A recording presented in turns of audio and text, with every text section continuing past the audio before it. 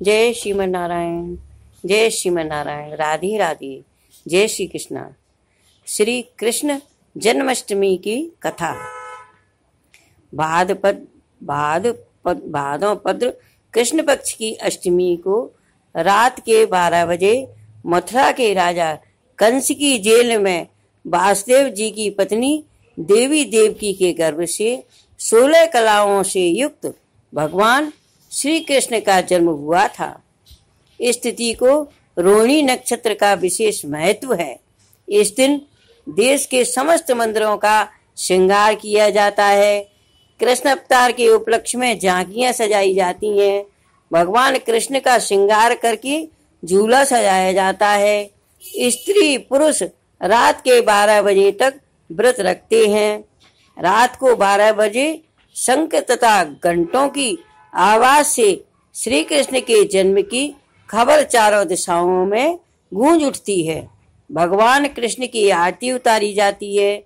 प्रसाद वितरण किया जाता है। प्रसाद ग्रहण कर व्रत को खोला जाता है।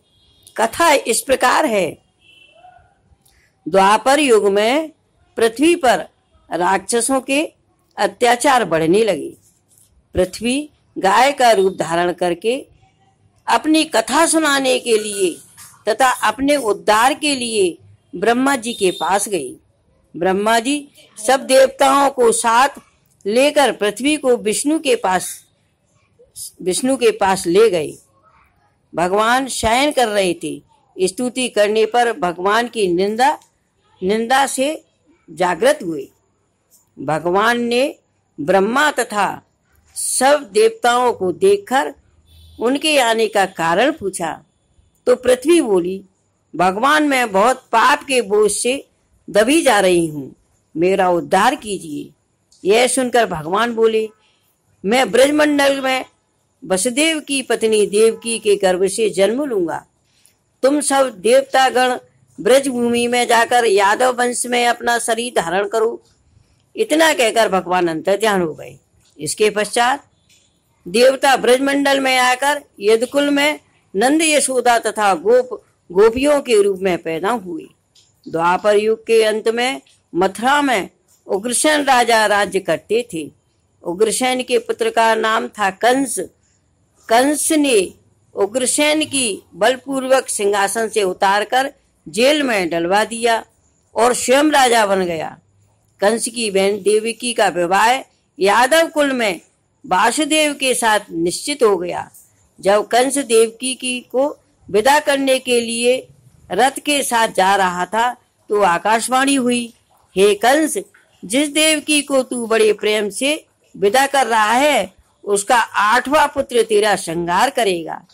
आकाशवाणी को सुनकर कंस क्रोध से भयंकर देवकी को मारने को तैयार हुआ। उसने सोचा ना देवकी होगी ना उसका पुत्र जन्म लेगा। वासुदेव जी ने कंस को समझाया कि तुम्हें देवकी से तो कोई भय नहीं है। देवकी की 8वीं संतान से है तुम्हें भय, इसलिए इसकी 8वीं संतान तो मैं तुम्हें सौंप दूंगा। तुम्हारी समझ में जो आए उसके साथ वैसा ही व्यवहार करना। कंस ने वासुदेव जी की बात स्वीकार कर ली और वासुदेव देवकी को कारागृह में बंद कर दिया। तत्काल नारद जी वहां आ पहुंचे और कंस से बोले, यह कैसे पता चलेगा कि 8वां गर्भ कौन सा होगा? गिनती प्रथम से या अंतिम गर्भ से शुरू होगी। कंस ने नारद जी की बात का परामर्श कर देवकी के गर्भ से उत्पन्न होने वाले समस्त बालकों को मारने का निश्चय कर लिया। इस प्रकार एक एक करके कंस ने देवकी के 7 बालकों को निर्भयता पूर्वक मार डाला।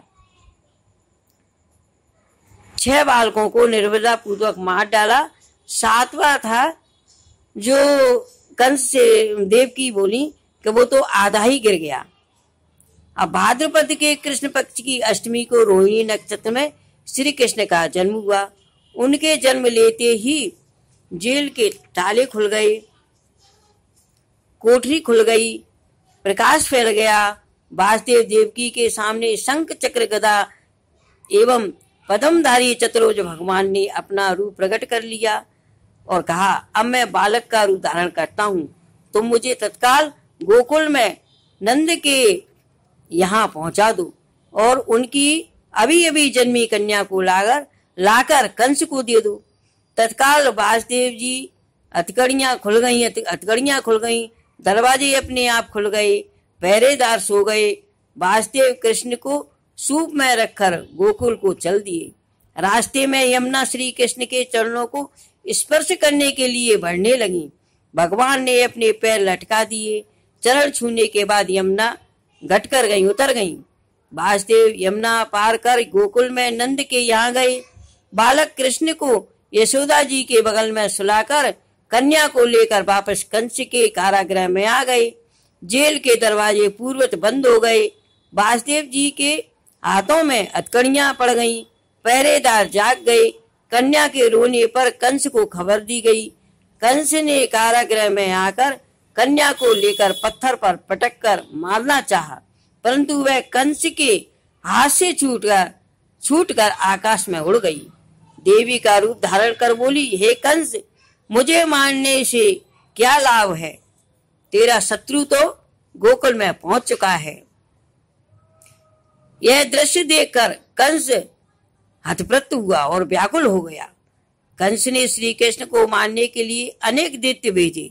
श्री कृष्ण ने अपनी अलौकिक माया से सारे दैत्यों को मार डाला। उन्हें बड़े होने पर कंस को मारकर उग्रसेन को राजगद्दी पर बिठाया। श्री कृष्ण की पुण्य जन्म तिथि को तभी से सारे देश में हर्ष से मनाया जाता है, जन्माष्टमी को। इसलिए हर्ष उल्लास से मनाना चाहिए।